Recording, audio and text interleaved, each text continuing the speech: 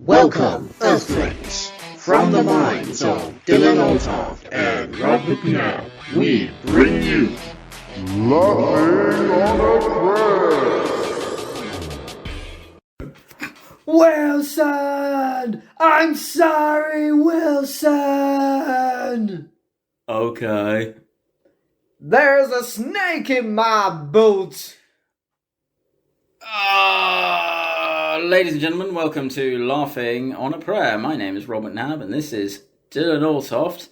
And I don't have any other quotes. I was going to do Green Mile! Do it then. It's too late now! No, it's not. We've broken the line! It's never too late. It's like when you stop peeing halfway through a pee, it's like, fuck, I can't finish now. What was the line? It was the one where it was like, I can let you go, whatever the character's name was, see how far you can run. What's the name of the black guy? You've seen the Green Mile, right? Yeah. There was that moment before he was executed when Tom Hanks' character said, I can let you go, see how far you can run. And the guy said, no, boss, I'm so tired. I'm so tired of people being ugly to each other. John Coffey. No, great film. Like the drink, but not spelled the same. Yes! I don't have to say it now, you've introduced us. It's your floor now. Yes. Okay. I don't have to do all that shit. Well, you know, you're looking tired. Let me get this out of my system. Hello there, everyone. I was wondering if you could keep it in. I thought you were going to faint. I was like, oh no, I can't have you passing out in the middle of the beginning. I'll pull out. Sorry about that. Yeah, it's like a Catholic way. Hang on, like. Anyway. Sorry. We'll save that for like an Eyes Wide Shut episode where we wax lyrically about orgies and stuff. Rob, what's this episode about? If anyone can't tell from the fucking opening. This episode is about the one, the only... Thankfully. Thomas Hanks. I'm a dick. Yes, Tom Hanks. Your words, not mine. Can't be denied, a very famous, decorated actor who has starred in multiple diverse films across multiple genres, clearly displaying an apparent acting talent for all to apparently enjoy. However, as you may have apparently noticed, there is one of us in this room that does not necessarily share that view, and we are definitely going to get into that, ladies and gentlemen. This genuinely might be our most divisive episode. We've disagreed on a few things, but this is going to be one. Yeah, we are definitely going to be chatting about this, ladies and gentlemen. I just want you to say, please do not, if you disagree with either of our things, put it down in the comments, but do not lynch us, because that's wrong. Maybe there is a sort of subterranean cult of Tom Hanks haters, but I think it's probably safe to say that most people do. Well, if you want to mention like cults and Tom Hanks, I could say a lot about certain friends he had, but go on. Yeah. I'll try and keep myself contained. I mean, you don't have to. We'll let the audience decide. What, we're 3 minutes in? Yeah, no one's listening this far. They've accidentally tapped on it and they've been like, I like to imagine, because people always make that jokes in the comments like, I'm in that side of YouTube, don't they? Like, I'm in that section of YouTube. Like, I imagine we're in that section of YouTube. Like, all of our recommendeds are like SpongeBob out of context video clips. Where it just sounds like someone's assimilated a bunch of compilation of SpongeBob dirty words. I don't know. I reckon they probably put on like a podcast before and they've fallen asleep, and then ours just happened to pop up on their the watch next thing. Is it sad that my idea of our highest honour would be if we were on a playlist? If we were on someone's playlist of podcasts, I don't care if we're not at the top. If we could be in the top 5, just your favourite episode of ours, this one being the number 3. If there is someone out there that has us on a playlist, First of all, thank you. Second of all, seek mental help. All right, you are a severely unhinged individual if you enjoy what we do. Okay, to add some clarification as well as some classification to this, we'll start off on a somewhat mutual ground of establishment here.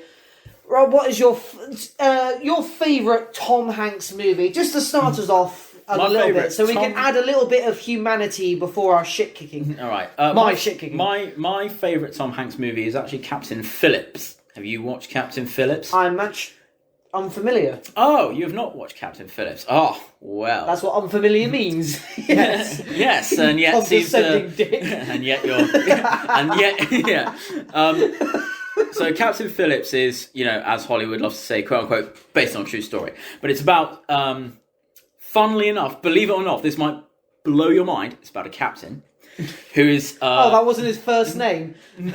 Imagine someone naming their kid Captain. I told you, mate. I told you it might blow your mind. They named their first kid Captain and then their second kid General. Captain General. And it's about a cargo, large cargo ship that gets attacked by Somali pirates. Did it get stuck in the Panama Canal or? No. Sorry. It's not that recent of a film. Mate, that was a shit joke as well. You should have said sorry. Anyway, they get attacked by Somali pirates and it gets taken over because as we know, Somali pirates, they, attack large vessels and then they ransom Westerners for money. So they're pirates? Yeah. Yar. But not like the Johnny Depp pirates. Like, these pirates got AK-47s and shit. No eyeliner? No eyeliner. Holy shit, they sound dangerous. They don't even have bandanas, which really, I know. It hurt me to say that. Wait, do you know that for sure? I think they probably do have bandanas. Well, in the film they didn't. Okay. In the film they didn't. Which, anyway. That'd be too hard to come across a strip of cloth. Yeah. One would think. What's the film about? So the Somali pirates, and then what happens is the Somali pirates kidnap Captain General Phillips, that's not his real name, and they basically launch off into one of the, those lifeboats off a ship, those big orange, not big, but those little orange lifeboats if your ship's going down, launch off into that. The inflatable ones, yeah. Yeah, well, it's not inflatable, it's like a kind of... Oh, ready to go. Yeah. Okay, I know what you mean. Yeah, and they kind of launch off in this boat, and they start, kind of trying to go back to Somalia so they can ransom, the captain. Tom Hanks. Yeah, Tom Hanks. Right. Tom Hanks. And it doesn't work because Navy SEALs, they do a cool thing where they have like an aircraft carrier. They try and negotiate. They attach the little lifeboat to their aircraft carrier, but then American Navy SEALs are kind of badass. Yeah, they are. And, spoiler alert. 3, 2, 1. There we go. Spoiler alert. Navy SEALs, like, great scene at the end. Right. Are they our version of Royal Marines? They're our version of like badasses. Navy SEAls are sort of like SAS, I guess, to us. Oh shit! I thought that's like CIA. I know Navy SEAls. They're like the direct action sort of dudes. They're the guys that go in and clear house and stuff. Do Americans have their own paras or? Yeah, they have loads of special forces. America, because they're just like so big. They got different guys for different stuff. Oh bless! They got like Rangers, Deltas. Anyway, what happens is the Navy SEALs, they get their Navy SEAL snipers and they shoot the pirates and save Tom Hanks. But what I really love about the film is the fact of it's one of those. It's a thriller. It's definitely a thriller, and the way that how tense it is and how the intensity is built up throughout the film. Does Tom Hanks have any badass moments? Well, no, he doesn't. But that is not necessarily what makes the film. What makes the film is the intensity. But what he does have are fantastic dramatic moments, which I really Can you elaborate? Enjoy. So, for instance, it's the whole thing. So, a lot of the film takes place within this very claustrophobic lifeboat kind of thing, and the lifeboat is not just like an open boat. It's it's a boat, but it's completely encased and stuff, so it can shield from the rain in case you were caught in a storm and stuff like that. So it's got a complete roof. It's like a pod more than anything. It's like this big orange pod. If you've seen the film, you know what I'm talking about.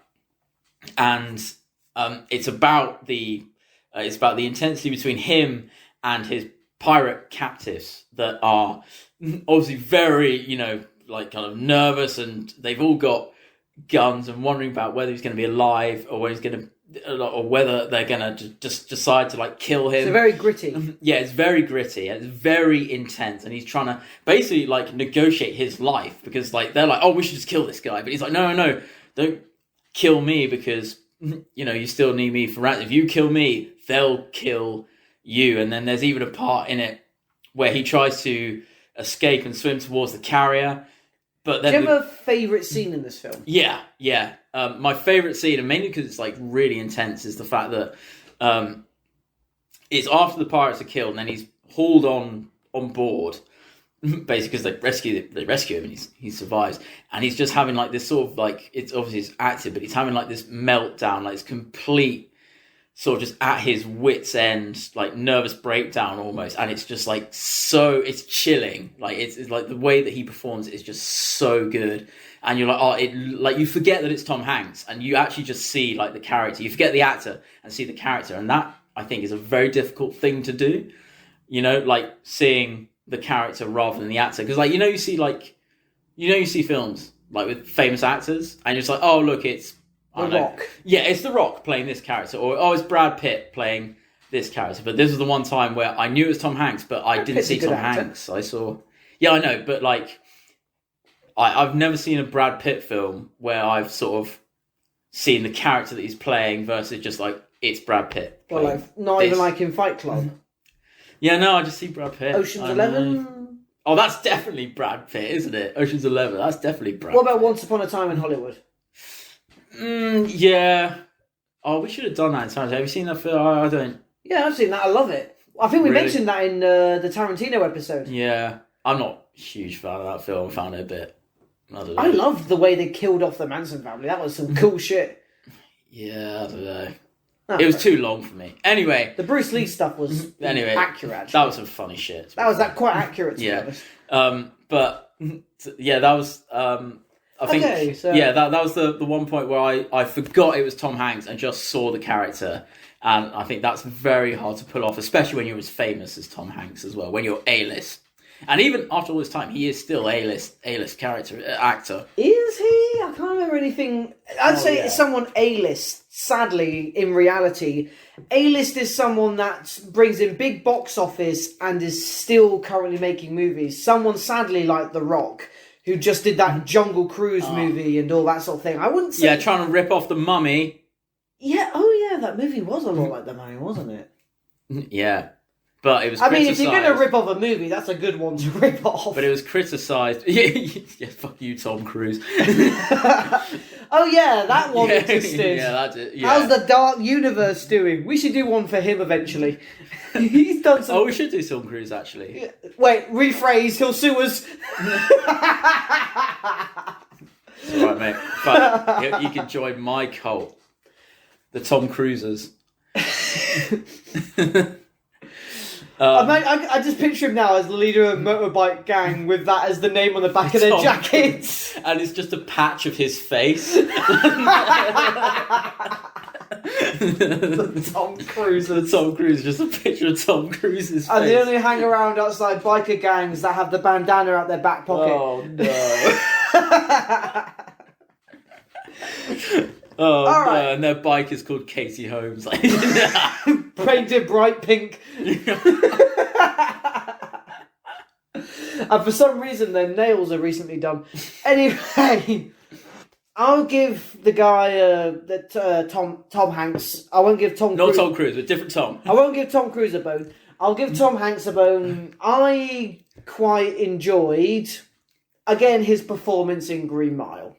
Yeah.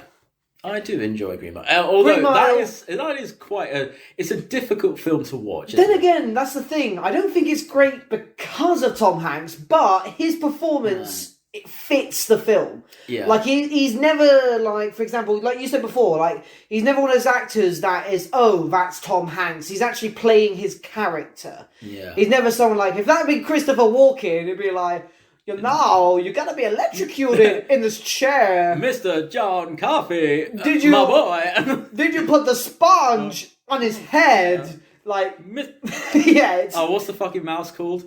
Mr. Jingles. I love the Simpsons saying that. You want some cornbread, Mr. Jingles? I'll kill you! Come here, boss. I'll kill you! Yeah, I think Green Mile's not a film that you just, like, sit down and, you know what, I want to watch Green Mile, I'm just going to sit down and watch. That's not a film that you do that with, is it? I don't know if that has much rewatch value to No, it. I don't think... I've read the book, because it's a Stephen King book, and I'm a simp for Stephen King. But... it's, again, much like To Kill a Mockingbird, it's a very difficult story to get through. Because obviously the themes... You know, the idea behind that is that the black guy is the reincarnation of Christ. That's the whole thing about his powers. But that's the thing. Because of who he is and what he is in that time period, that's what happened to him. And also, yeah, like you said about the themes, like how the themes are really... like, they got dark... I mean, Sam Rockwell's character, like that guy, like in... you know, it turning out in the, you know, at least in the, I haven't read the book, but in the film, it turns out he was the guy that actually was the reason why, you know, John Coffey was, you know, imprisoned. And, like, his performance is great. But, yeah, I think I definitely agree. Like, you see the characters in that. Tom Hanks, although I could have done without his painful pee substance. Oh, his urinary tract infection. I'm going to get into why Tom Hanks is obsessed with people watching him pee in movies in a little bit. That was also, I think, a plot device, though, for John Coffey to heal him. So but... he kind of had to have it to introduce John Coffey's powers. Again, I'll mention it in a little bit because it's actually a running theme with Tom Hanks for some fucking reason. But yes, his character in Green Mile was very sympathetic, very empathetic, very sterny, but also vulnerable. It's like a very human... He played a very good human in this situation. Yeah. Like I said, he did very well. I don't want to say he lost himself in the role, because that's the sort of phrases you use for pretentious method actors. But he definitely became who he was meant to be. Oh, yeah. And I will give him credit for that. Yeah, and I think that's one good thing, like you said, about how he plays a real human, or like plays a very human character, is that often in films, and especially nowadays, like superheroes and stuff like that, someone does something fantastical and no one bats an eyelid. Yeah, but whereas having like someone that's just like a person, I think that's something that is not sort of like few and far between, but it is something that when you see someone that is, even though they're like a protagonist and they have like their moments of vulnerabilities and their flaws and stuff like that, you're like, oh yeah, no, people are like that.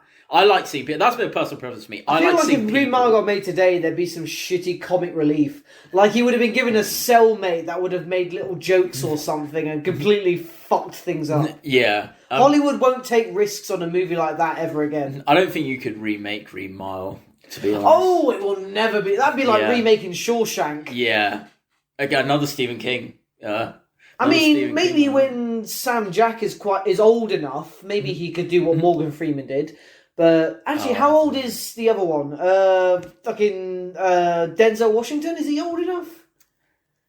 I would actually take Denzel Washington over Sam Jackson. I think he's a bit older, because I've seen The Equalizer, and I reckon he could pull that sort of demeanour off. Yeah, and also I've Pelham 123, Denzel Washington. Like he's really like quite emotionally vulnerable there. I think he would do better than Samuel Jackson. But who would you get to play the actual guy? Like Andy Dufresne. That's it, Andy Dufresne. You just need some generic, scared-looking white guy. That's not important. Yeah, I don't know. No one remembers Shawshank for Andy. Let's be very honest here. That's true. You remember the old guy that hung himself more than you remember Andy. Also, the fact that you remember the rapists as well. Oh, the sisters. Yeah. Yeah, the fact you remember them more than Andy means that, like, Well, Andy was more of a means to an end. Like, he was us. He was experiencing everything for us. He was the passive character. Yeah. Shit happened to him. Yeah, what the fuck are we talking about? Tom Hanks. Green Mile, great performance. Prison. Now, all right, but... You mentioned... Oh, sorry, go on. Oh, no, I was going to say, we're 20 minutes in, and I think let us address the... I'm trying to think of a smart quote, but it's The raccoon on the roof.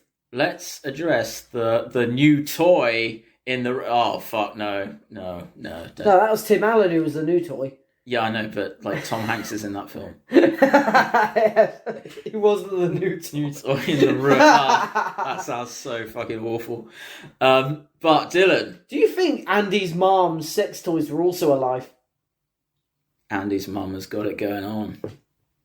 The fucking horror stories they must have, like from what is it, Sausage Party, where the toilet paper was like, "What happened to you? You don't want to fucking know." Oh, but like, what if they liked it though? Because like Andy's toys like to be played with. Do her toys enjoy it as well?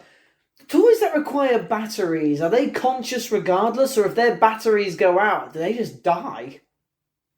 Well, I mean, there's the toy that. Well, I mean, there's the pig, isn't there? The piggy bank that doesn't have batteries, and he's like. Yeah, but I mean, that's what I'm saying. Like toys that do require batteries, though, are they dependent on those? Like Buzz actually had like light up shit and all that. So if his batteries went out, would Buzz die? Maybe just his laser wouldn't work. Maybe. I'm relating this to like Andy's mum's vibrator. So if the vibrator ran out of battery power, would it still be able to? That would be like some Frankenstein shit, mate. Like the batteries would die. She would change the batteries, and then it would like come back to life. And it'd have a different personality. Yeah. It's like reincarnation. The batteries, the life is in the battery. Yeah, the question is though, like, could they? So like, Andy's toys have like mouths and stuff, but like, I don't know if a butt plug could talk. Not with that imagination, Rob. Like, how would it do it? Well, that sort of lends into the thing, like, Do you know how what I mean? far does a toy go before it's given sentience or whatever? Because there was another point in Toy Story 4, there was that little spork that had googly eyes and a mouth, and that was alive. You had a mouth. Maybe you don't have a mouth. Maybe you just can't talk. Yeah, I saw Toy Story 4. Sorry, Tom. You did your best, but I didn't give a shit. I mean, the thing is, though, it's like... So long, partner. The thing is, it's like no one cared about Shrek Forever After, either. It's like... I think once you go a at number single 4... franchise that's gone on long enough where it hasn't lost everyone's goodwill. Rocky, Shrek, Terminator... I can't think of Fast and Furious. Every Transformers, every franchise that's gone beyond 4 has just died. Yeah, no, I think that's probably true. Unless you want to loophole the fuck out of Star Wars, but that's another story for a different day. Which Tom Hanks isn't in. We need to get back on the subject. Fucking Tom Hanks. You mentioned Forrest Gump before. Let's talk about that for a little bit, because I have a lot to say about that, so you start. No, you start. I think I've... Well, you talk about why you like Forrest Gump, so I can shit on it. Oh no, I actually don't like Forrest Gump. Why is that? It's a little too long for me. And could have done without the little saga of him being a marathon runner. I mean, it could have done. I mean, I get why people do like it. Why do you think people like it? I think people like it because there are like scenes in it that are exciting and enjoyable, and he's like this guy that does everything. He's Forrest Gump himself is quite a lovable character. A bit of an incel, but go on. No, he's not. He kind of claims a lot of ownership over Jenny. What? No, he doesn't. Like, he inserts himself into a lot of her situations where he finds himself to be like the sort of the person that needs to solve her problems. Yeah, but at what point does he say, "Oh, all women are scum and they need to date me"? But that's what he's not the internet incel. Also, he's not even an incel. That's what I mean, though. Like in his brain function, he does sort of have this obsession with Jenny's life. He's not even an incel, though. Don't get me wrong. I think Jenny's a horrible person. He's not an incel, though, because incel stands for involuntary celibate. Jenny comes and has sex with him while she had AIDS and didn't tell him. Still doesn't mean he's an incel. Okay, I refute that point, sir. Fair enough. Can we quickly establish we hate Jenny? Oh yeah, obviously. No, fuck that bitch. Clear a monster of a person. Yeah. Okay, exactly. Go on. I can understand why people, because he's sort of like done, and there are sort of it's kind of weird, the fact, not weird, but watching him at the beginning where he's definitely, not been given the best deck of cards in life, and then going on and his legs and shit. Yeah, and also the fact that also a fun fact is that the voice that Tom Hanks did came from actually the kid that played young Forrest Gump. Oh. No, that's what Tom Hanks, he said it on Graham Norton. He said the reason why he did Forrest Gump as that voice is because that's exactly what the kid sounded like, and that kid actually went on to join the US Army as well. Good for him. That's a little bit of trivia. Anyway, but I like it. And I think a lot of people like it is because it's from like the, being given a real rotten deal at the beginning of your life, but then actually overcoming and despite everything, going on and actually having a very, being very successful. Let's not exclude the existence of the fact he should have died quite a lot. Like, let's start in Vietnam when he carried his whole platoon through guerrilla warfare fire. Yeah. He should have died. So? There's overcoming, and then there's just being the luckiest SOB in the world. Harry Potter has left the chat. Not undermining his accomplishments. Yeah, I think there's probably a question to be asked, actually. That is a fair point. There's a question to be asked. Is it about the plot, or is it about the character?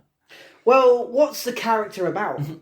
Well, it doesn't matter what the character's about. If it's about the character, then it does matter. What is the character if it's about the character, then the plot takes a back seat. Well, that's what I'm asking then. You said, is it about the character or the plot? Let's say it's about the what do you think? Do you think it's about the character or the plot? Well, that depends. What do you think the character... What's the point of Forrest Gump himself?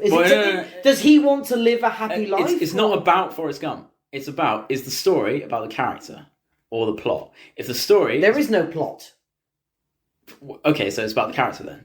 Yes, it's his life story. Yeah, exactly. So it's the character. That's the whole premise. Yeah, So therefore, he didn't. That's why he didn't die in Vietnam. It's like the unreliable narrator sort of thing, because it starts with him on the park bench, doesn't it? So.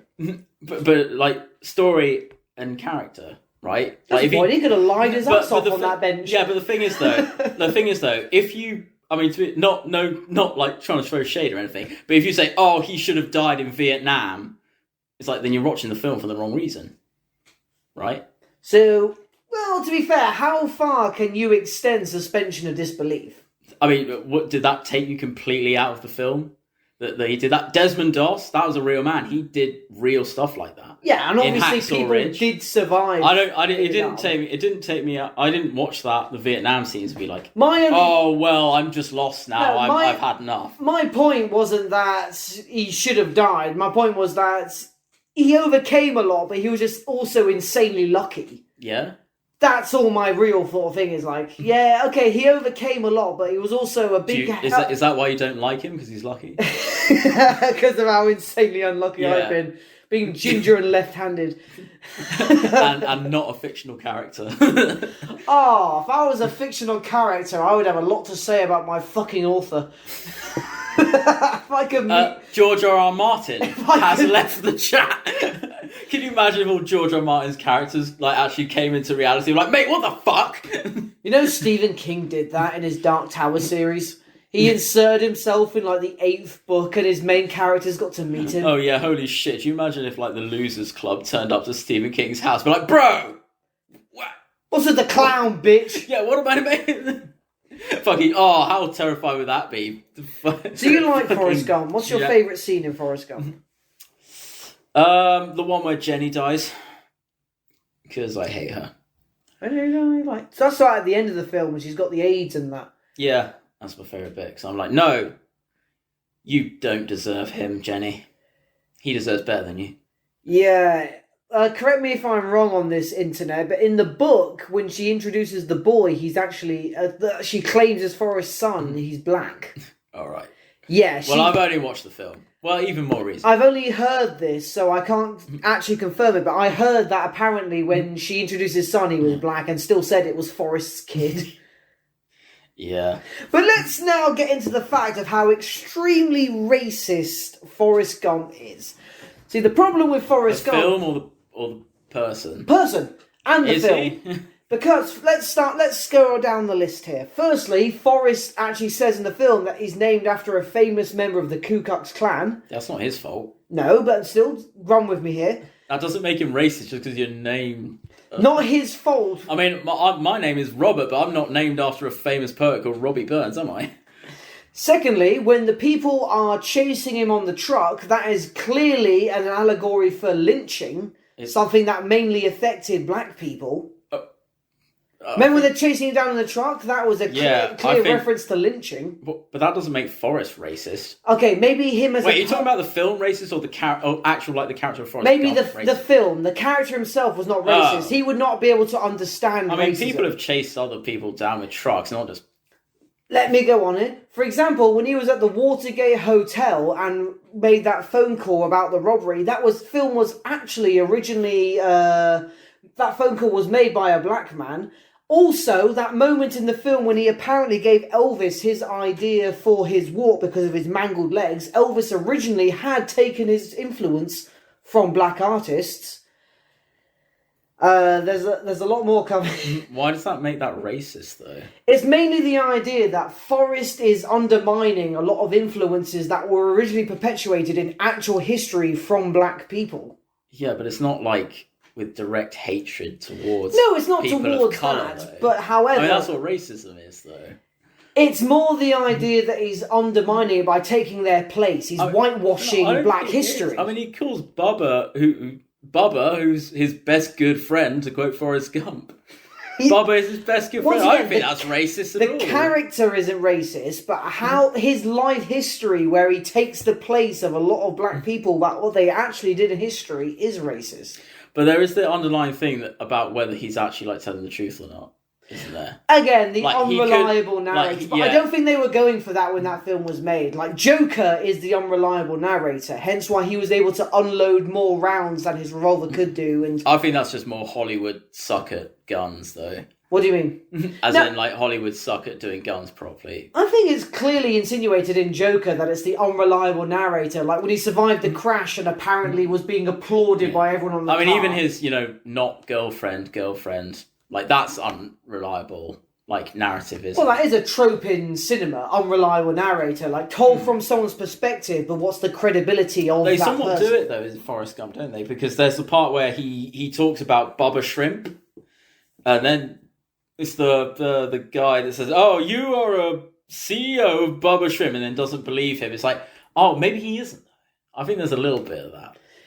I think it's more the idea, like, because he couldn't believe he was sat next to a bench of a fucking billionaire or whatever it was like. 'Cause imagine if you were sat next to someone claiming to be Jeff Bezos and you were on, like, a bus shelter in fucking Basingstoke or whatever, and it was Jeff Bezos was telling you about how his mama used to bang the principal of his school to keep him in there. I'd be like, why? Man, that is a fucking therapist fucking drill. Okay, so we're gonna need you better have some of that Bubba Shrimp money in order for your therapy sessions, man, because also what the fuck, also I'd be like, really? Why the fuck are you not still in space in your big dick rocket? But let's talk a little bit less about Forrest Gump and more about Tom Hanks as how he portrayed that character. I would say, again, I have to give credit where it's due. He was very respectful to the differently abled. Yeah, and again, as I said, his voice he got from the kid that played young Forrest Gump. He copied it basically from that child. Now I don't know if that child. Well, I don't think he was, but he copied it for the character. It's like the child that played young Forrest Gump spoke that way, and so Tom Hanks spent a lot of time with him and made the voice that way. It wasn't them being like, oh, this is what I think someone who, has become a bit of a disability sounds like. It's just like, this is what the kid they made a joke like. About that in Tropic Thunder, didn't they? When Ben Stiller was talking about how he is like, oh yeah, I spent my time around a lot. I'm quoting here, so I can't get in trouble for saying it. Yeah, I spent a lot of time around retarded people and saw how they acted and all that sort of thing. And then Robert Downey Jr. was like, you're Tom Hanks in Forrest Gump, little slow and all that, not retarded. Like, what's he say? He's like, slow me. It was like, slow me. Braces on his legs, but he went on to win a ping pong competition. That's what he said. Yeah, exactly. Yeah. No retarded. Like Sean Penn, I am so. And again, because the film is so brilliant, it was talking about how method actors are because you spend time around these people does not mean you can represent them. And even the irony of that scene of Robert Downey Jr.'s character getting his pigment mutated to play an African American, like the irony of what. And he's trying to tell him about people going too far. Well, people that's such a beautiful scene. Well, not to mention, people have talked about the idea of that being racist when it's absolutely not, because every other character in that movie calls him out for it. They're taking the piss. Black character also, because that's how we talk, isn't it? Yeah. It's like everyone calls him out for being a dipshit about it. It's making fun of the white guy. It's not making fun of black people. It's making fun of the white guy that is so up his own arse. Yeah, it's like, what do you mean, you people? It's like, if all the other characters in the movie were saying like, yeah, that's a really good black character you're doing, that would be racist. But they all thought of him as a dipshit. And there's also the bit as well with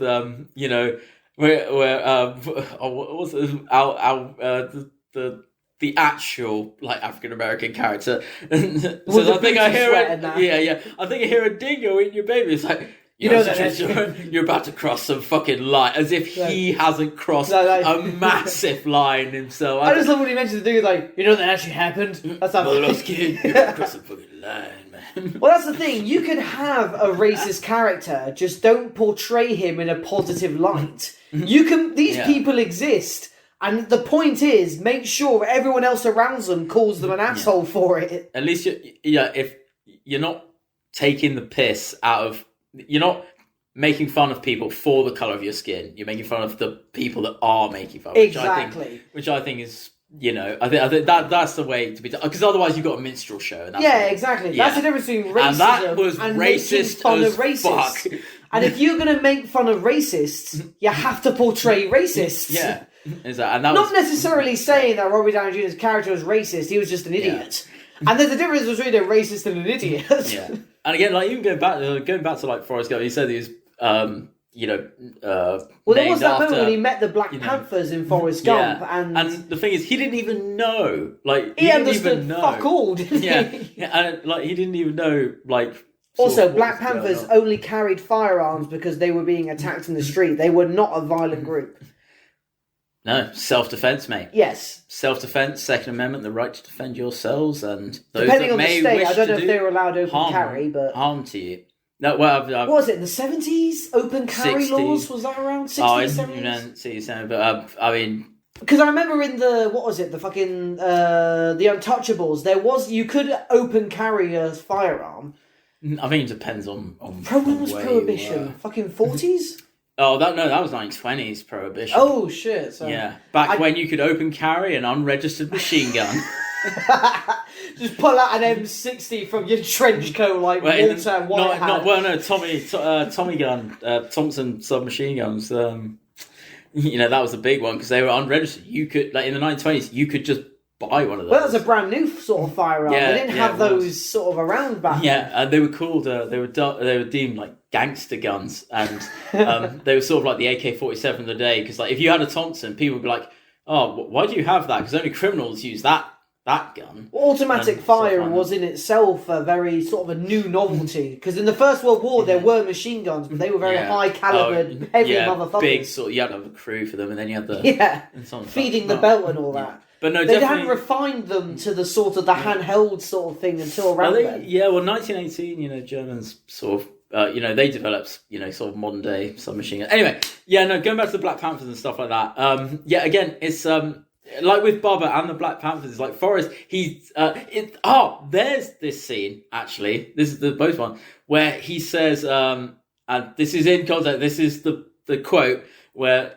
There's a racist white guy that says, "Oh, there's coons trying to get into the university." He says, "Coons? Well, when Myers sees coons, she just brushes them off the port with a brush." And the white racist guy says, "Not raccoons," and then he says a racial slur. Again, like Forrest doesn't understand that is a racial slur. He thinks that the guy's talking about raccoons. Given where Forrest grew up, you think he would have heard a lot worse because he wasn't that sort of Bible Belt sort of. Alabama, yeah. Well, that's the whole thing with Jenny. The fact she was abused and all that, which does not give her an excuse to be a horrible person. No, I don't think he does. But you mentioned the Black Panther scene. There was that moment. Do you remember when Forrest was having that exposition shouted at in the rhetoric from the Black Panther guy, and then he turns in slow motion and sees Jenny being smacked by the other guy, and he moves to confront the guy, and the guy who's originally talking to just keeps talking as though the idea that there's just this angry cloud. Like, imagine you're talking to someone and they move away, but you just keep talking. Yeah. It's like, because he was doing this expositional sort of like Malcolm X-y sort of speech. Even though he beats up the guy who's like smacked Jenny, like the guy that's beating up Jenny, he's the piece of shit in that scene. But then even Forrest, he goes, sorry to break up your Black Panther party. Like, he doesn't understand. Didn't he do the same thing when Jenny was... I can't remember the context. She was performing naked with an acoustic guitar. And some guys are being pervy. And again, Forrest ran up and fucking... Yeah, no. But again, like, he doesn't beat up the Black Panther guy because he's racist. He beats him up because he's being a piece of shit. That's it. You were right before. He was not an incel, but he is sort of a white knight. Oh, yeah, no. Yeah. That's true. Again, yeah, I was wrong before. He wasn't an incel, he's a white knight. He's definitely got this attachment. I must protect you, Jenny, from the world. Yeah. Because he's got... Sorry. And, that makes sense because like, Jenny's like the only person sort of in his life that actually shows him... humanity. Yeah. Well, at least the only person that's still alive. But then there's Jenny, there's Bubba, who died, and there's, Lieutenant Dan. I actually found it so sad with his mother. His mother got sick and he looked after her and then she died. If there's anything you need, I won't be far away. Oh, man, that's tugged on the heartstrings. You always want to look after your mum. Yeah, exactly. Every man does, right? Of course. For sure. Behind every great man and all that. Yeah, and I think actually that's an interesting thing. It's the fact that, like, the few people that sort of show him attention, he gets very attached to them.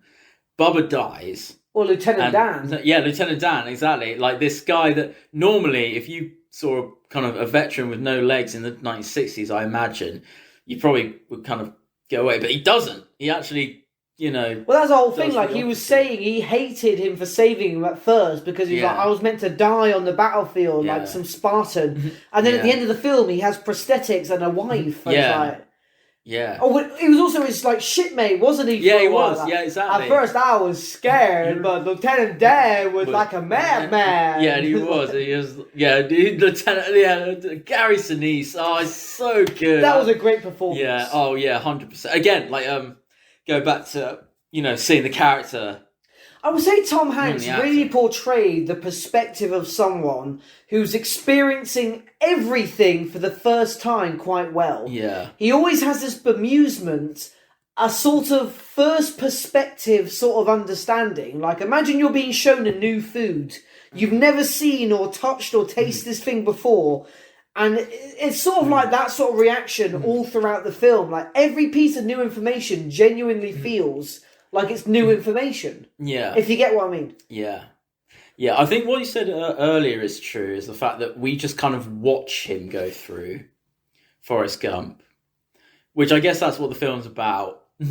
I just feel that I think I agree when you say that just kind of watching someone going through stuff can not necessarily be the greatest experience for like a film, especially a film of that length. I'd say when it comes to a character who's not, for example, with a book character, when you see them go through horrible shit, but they're not really reacting to it the way you'd expect them to, you have a different experience to how you imagine they're having the experience. Yeah. Like, again, that's the point. Forrest isn't like us. He's a different, a sort of a pure mind. I don't know how. Like the feather at the beginning. He's a free-spirited, blah, blah, blah, blah. You've got that white feather symbolism. We have our perspective on how he experiences things, but he has his own. So you can't really connect to him emotionally, but you can sympathetically understand him. You can't empathise with Forrest. You can only sympathise. Yeah, because he's not like us. He's not like any other person. Not in a bad way, but just the fact he's a different kind of person. Yeah, but it's like, I very much with Forrest Gump, I think, touching on that, is that watching Forrest Gump, when I first watched it, I tried to sort of put myself in those situations because I kind of do. I do that with horror movies, like Texas Chainsaw. Would you survive? Yeah, I was like, would I? Yeah, I sort of put myself, but then I was like, yeah, you wouldn't fall over a log every 5 feet. Yeah, exactly. I was like, yeah, but no, I think that is true. But I suppose. Just curious, do you survive those situations? Oh, Texas Chainsaw. Any, like you said, any sort of film where you put horror film, you put yourself in there. Do you survive? No. No. no, not at all. I'll fucking knock Leatherface out. I'll give that a go. See how I do punching a chainsaw. I think what I'd do is I'd just probably... maybe if I was fit enough, I could probably run sort of half a mile down the road, go to a gun store and be like, hey, we're in Texas. But that's the problem with those big lumbering things. It's like Lenny from Of Mice and Men. Like, people that just grow up only ever doing physical labour. They're just these lumbering Goliaths. Yeah, I mean, I've used chains. I mean, I don't want to, sort of body shame anyone. But Leatherface is not in the best shape. And chainsaws are fucking... I've used chainsaws. But there's a reason weight classes exist in, like, heavy. sports. And Leatherface is clearly a heavyweight. Yeah, and also the fact that he manages to, start up that chainsaw in the first go. Nah, mate. I'd be able to run a fair amount before he managed to get that thing going. To be fair, Alabama or wherever he is, nothing else to do all day. He must keep it well maintained. Wait, really? Why Texas Chainsaw Massacre? Where do you think he is? Well, I just you just went Alabama, wherever Leatherface. I just grouped them all together. The South of America is just one big sort of cluster of all of that. Texas, man. Oh god. Okay, I've got a question. What was the first Tom Hanks film you ever saw? The first one, probably Toy Story. Probably Toy Story. Yeah, the first one. Yeah. The first one I disliked was Apollo 13. Oh, yeah, no. I really didn't like that. And touching back on what I said before about always having to see Tom Hanks take a piss, we see in graphic detail how he pisses through a tube and then is expelled through the ship. In Castaway, we see him taking a relieving piss in the ocean. Again, in Green Mile, we see him having troubles taking a piss, and then he's given a cure, and we take him taking a nice, exonerated, relieved piss. Like, Tom Hanks, we don't want to see you pee. Stop making us see you pee. Is that his fault? Yes! It's clearly something he must ask. It's in every one. Not the directors, because he's been with, multiple directors. Well, then how does it keep appearing? I don't know, maybe the multiple He must bring it to them. There must, in his contract, there must be a P clause or something. I don't think there's a clause for him to piss. I reckon that's the director. I reckon that's just seeing a pattern, maybe. It's you can. Thing is, I think it makes more sense that Tarantino has a foot fetish because he's the director, so he directs the scenes, right? That makes more sense. But there are a lot of actors that hold a lot of control over certain sets. Yeah, but I don't think that a director would go as far to set up a scene of Tom Hanks pissing just because Tom Hanks asked him to. Maybe. That's the thing. I would almost wager, certain directors, because of the credibility that Tom Hanks has, like Tom Hanks is like, I want to see him when I piss. I was like, I guess we could work it in. I reckon that would have come out though real quick if they, if Tom Hanks had actually asked directors, I want to see him where I piss and I want you to put it on screen. I reckon that would be out by now. So then it's either typecasting or he just has the worst luck ever for some sort of urophilia. Oh, he does. But he's not typecast though, Tom Hanks. He's got different. He's got. Yeah, that's what I'm saying. So it's either. So if it's not specifically requested, it either happens by chance, or directors are like, yeah, that's the guy for our piss scene. Well, yeah, happened by chance then. Happenstance. Yeah, exactly. Just sort of multiple times in different genres, go from sci-fi to fucking. I don't know what genre you put. Or maybe he's the only actor that's willing to do it. What genre would you? In fact, he wouldn't even be doing it though, because it's I don't think you can actually piss. No, it's probably not pissing on command. It's probably apple juice. It's hard enough for actors to do sex scenes and shit like that. Yeah. Although apparently, like, sex scenes are like the most unsexy experience like ever. Oh yeah, what were we told back in university during acting? If you can actually get hard during a sex scene when there's cameras and people around you, you're a pervert. I mean, we are perverts, but still. Yeah, I know, but it's like it's all direct. It's like put your hand here at this time. You've got the director like whispering in your ear, like caress her thigh and shit like that. You can't just fucking like wing it. Well, Rob, so I think that's just porn, isn't it? You'll know. No, hang on, let me try to do this right. It's a good sex scene, Rob. It's like American drama. We got to do it, American Beauty. It's a real Hollywood movie. That's... Yeah. But then you got to fuck the belly button, Rob. Fucking Tommy Wiseau is my hero. I love that man. I remember watching that, I was like, yeah, he's clearly humping a belly button. Yeah, but the thing, I don't know. I love that film. I love The Room. It's my favourite film in the world. Would you say you enjoy Tom Hanks in every Toy Story film? After the second one, I don't know if that's because of him though. Like, no, it's not because of him. Toy Story 1, Toy Story 2 are good. Toy Story 3, I was kind of disappointed with Toy Story 3, mainly because people were like, oh, it's so sad, like you'll be crying. And I was like, oh really? It must be really sad. And then I watched it, I was like, yeah, no, not there was a sad. part of me hoping for the toys uprising. Yeah. Like we go from Toy Story to Small Soldiers, and all the toys like glue scissors to their arms and be like, now you're the toys.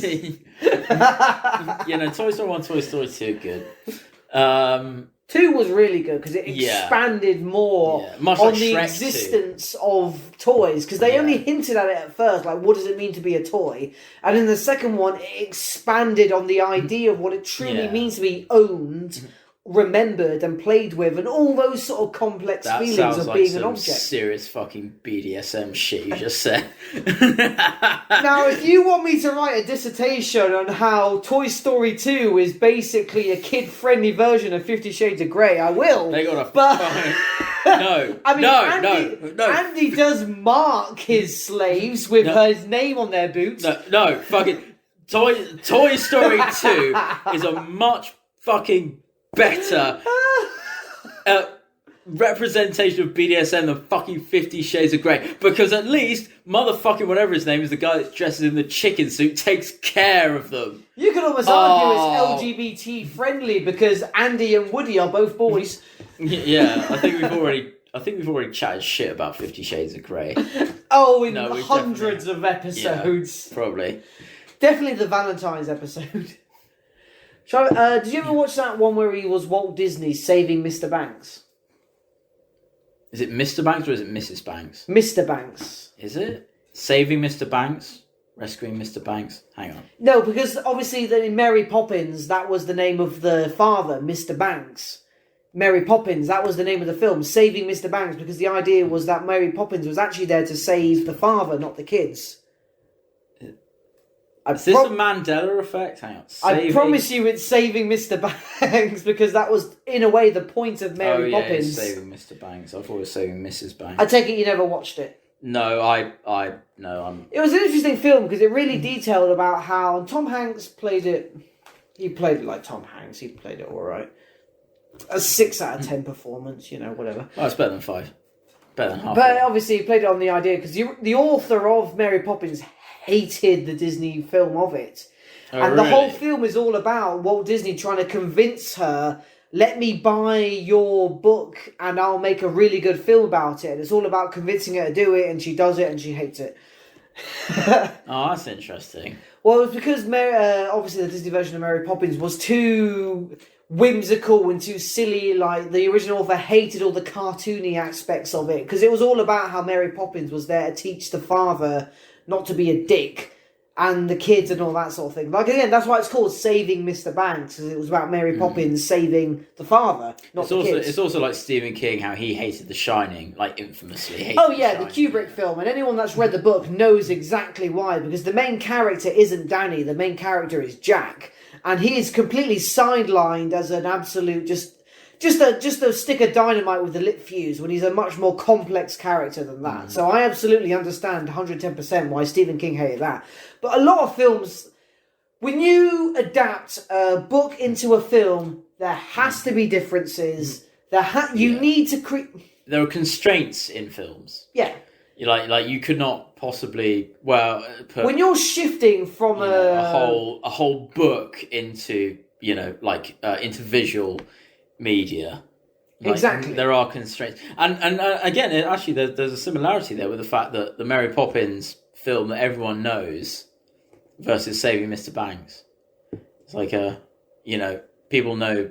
If you were to probably ask 100 people what do you remember more, Mary Poppins or Saving Mr. Banks, they'd probably say Mary Poppins. Even though did you ever watch that sequel they did a few years ago? No.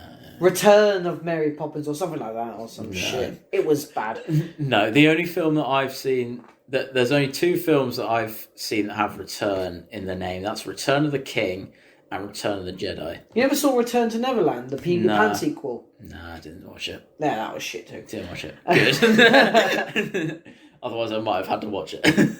Return of the Jedi and Return of the King. Yeah, 2 great films. I'm racking my brain now for any sort of return films and nothing's coming to mind. Yeah. Other Tom Hanks films. What have we got? We've got about 6 or so minutes, 5 minutes left. Another Tom Hanks film. Turner and Hooch. Big. Oh, Turner and fucking Hooch. Castaway. We referenced that fucking film in the beginning. Wilson. Yeah, let's talk about Castaway because I got nothing to say about Tom Hanks being angry at a dog for an hour.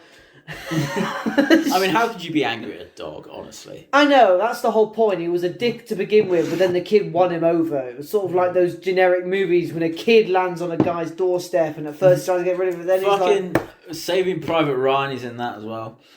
Also, I got nothing bad to say about that. It's a great film. Tom Hanks's directorial backlog, Banner Brothers, one of the greatest TV shows of all time. The Pacific as well, not as good as Banner Brothers, but still absolutely solid because Tom Hanks is. I still find David Schwimmer stood out too much in that film. What film? Sorry, in the TV series Banner Brothers. Oh, it's Sobel. I couldn't stop seeing David Schwimmer in Banner Brothers. Like, okay. Oh, but that's the thing, because you've watched Friends. I haven't watched Friends. The first time I saw David Schwimmer was that all as seemed believable Sobel. to you? It didn't seem over the top? No, because that's apparently how he was. He was like this kind of character. I know, I mean, I've seen Full Metal Jacket. I know these sort of sergeants and all that can be like that, but maybe it is because I've been corrupted. But I actually watched Band of Brothers before I watched Friends. You've never seen Friends? No, I hadn't. I hadn't seen Friends. I watched Band of Brothers first. I guess you're better off. And then, I think I was. I think I watched 2 episodes of Friends, and I was like, yeah, no. It's weird how white that show is for New York. Yeah, exactly. Like New York, New York, the infamous mixing pot of all, cultures, creeds and cultures. Yeah, exactly. But everyone's white. But no, that was Tom Hanks directing because he's a massive World War II buff as well. Like he's really interested in World War II and stuff like that. It's a little known. In my recollection, he's only done the one movie about it. Well, no, he was in Saving Private Ryan. He directed Band of Brothers and Pacific. And Pacific? Yeah. Oh, right. You've been trying to get me to watch that for years. I will get I tried to get you to round... I watched Invincible. Leave me alone. Is Tom Hanks in that? No. He actually would have been an interesting Omni-Man. Don't get me wrong, J.J. Simmons was brilliant. Yeah, no doubt. We'll do an Invincible episode. Oh, yeah, we have to do it. Oh shit! Okay, because we can talk about superheroes, like in terms of how that film. Anyway, Tom Hanks. A few minutes left. Let's keep it on him. So in Saving Private Ryan, goes without saying, the opening scene on the beach is iconic in film. Yes. It's the version of Helm's Deep. It's just. It's so good. It's brutal. It's real. The shell shock. And the what's idea great is that there's no music in it. It's just sound. They could have easily put music in it to make it sort of more, quote unquote, dramatic, but they didn't. They just made it gritty and awful. And the amount of soldiers that were clearly on PCP. Yeah, and that's the dark. You've seen your grandfather. Can he run up a beach? It depends. Was he German? Was he German? Oh, that reminds me of that American Dad thing when Roger and Klaus went to Normandy and it's like such brave soldiers, and Klaus went trying to fend off an American invasion. Yeah, it's like such brave men, boys. Really? Oh yeah, trying to fend off an American invasion. I was talking about the Americans. Oh yeah, the Germans were brave too. Yeah, I know, but the Germans were brave too. I think possibly. What do you think? Last few minutes. What do you think is Tom Hanks' like most famous role? Because he has like Toy Story, Private Ryan, Forrest Gump. I'm gonna put the role of his face on it. Which do you think probably Forrest Gump is his most famous. Yeah, do you know what I think as well? I'd say that got the most clout. Yeah, and maybe it's not only because of how respectful it was to the differently abled, but again it was that sort of story. It's almost like Benjamin Button. Yeah. It was that sort of acting role where you get to show how versatile your skills are as a person is growing throughout their life. Because he wasn't the kid, but the second he was in his early 20s, Tom Hanks started there until he was maybe in his 50s. So that's 30 years of life that Tom Hanks had to portray as his person as he grew, and the Forrest Gump character did kind of grow. Yeah. And he had to subtly portray that. It's not like he goes through a traumatic event and he now has PTSD, because that's not how Forrest Gump works. Also, it was never shown that he had PTSD either. Yeah, he didn't. That's the thing. That's how his brain works. So Tom Hanks had to account for that constantly, that he can react to new things, like I said before, but not in the way we do. Yeah, and also not all soldiers have PTSD, so not all of them. That's one of the things. I think respect to those. It probably is. I think I agree. I think Forrest Gump is probably his most iconic, but I wouldn't say Saving Private Ryan is famous because of Tom Hanks, but Forrest Gump is famous because of Tom Hanks. Yeah, definitely. So if you could get a group of 100 people in a room and say get them to tick boxes, they'd probably put Forrest Gump. Where do you know Tom Hanks from? Yeah. Or maybe Toy. Yeah. Oh, no, I think it's Forrest Gump. I would say a lot of people would probably mistake, because they think of Toy Story and the first thing they go to is Buzz Lightyear's before Woody. And obviously Buzz Lightyear was played by Tim Allen. Tim Allen, yeah. Who was caught at an airport for cocaine once. Oh yeah, he was a drug mule, wasn't he? Yeah. We're never forgetting that, Tim. You can be Santa Claus as many times as you want, but we won't forget. We know what snow you actually prefer. The North remembers. The Bonnie Prince Charlie. That's not fair. He's done nothing for decades. Anyway. I quite like Tim Allen in Wild Hogs, though. That's all right. That's a good film. Again, not because of Tim Allen. Not because of the rest. The other three guys were really good. Yeah, too. Even though John Travolta's in that. Yeah. Yeah. They had a really famous guy as well. It was the old guy at the end that turned in to be the dad of the guy that was leading the biker gang. He was a really famous biker. Oh, shit. Can't remember his name. He was the one that said 4 guys took on a biker gang and they're the posers. You guys fuck off. And everyone listened to him. It was like the Keith Richards in Pirates of the Caribbean. He's a really famous guy. Can't remember him, though. Yeah, I can't remember either. That's a bit of a shame. Which almost defeats my point, but... I'm sure we're going to be corrected. I promise you... No one's listening to this. Yeah, no. All right, ladies and gentlemen, that has been the hanky of the Tommy variety. Has it?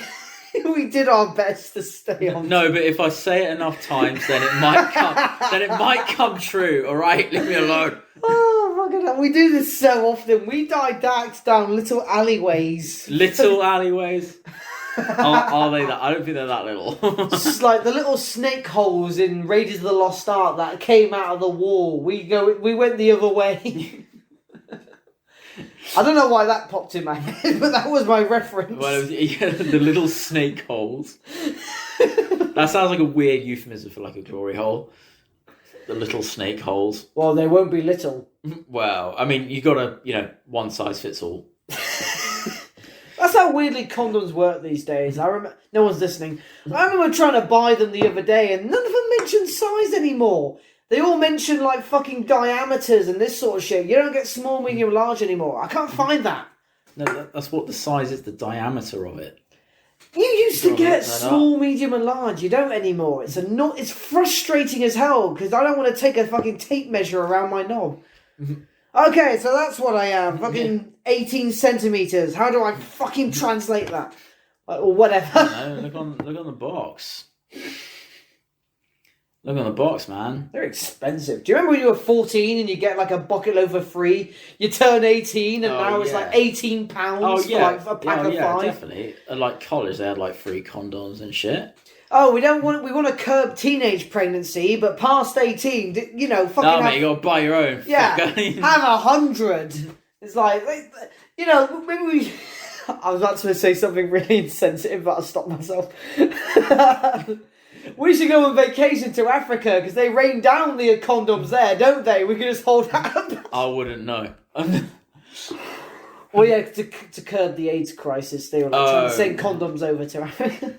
Yeah, but it's like the thing is though, there are still fuckers like even in this country where condoms are readily available, but they still don't use one.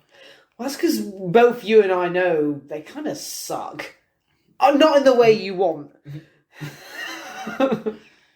Nah, but the thing is, first you use the thinnest ones, don't you? Yeah, like the ghost. And they ones. stopped children, which is good. What was that from the second Anchorman movie? The ghost sort of thing. I've had over 7 out of my 11 illegitimate children with this condom.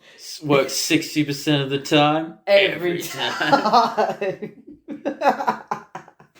No, mate, you got to wrap it before you tap it. Absolutely. Yeah, that's how we're going to end the Tom Hanks episode. Make sure you wrap up there, fellas. While just after, as you know, you finished Forrest Gump. You're in the mood now, clearly. Yeah, exactly. From AIDS, Jenny. You want to get it on and see if you can make your own. Don't be a fool and wrap your tool. Until next time, stay young, stay gold, and you've been listening to Laughing on a Prayer.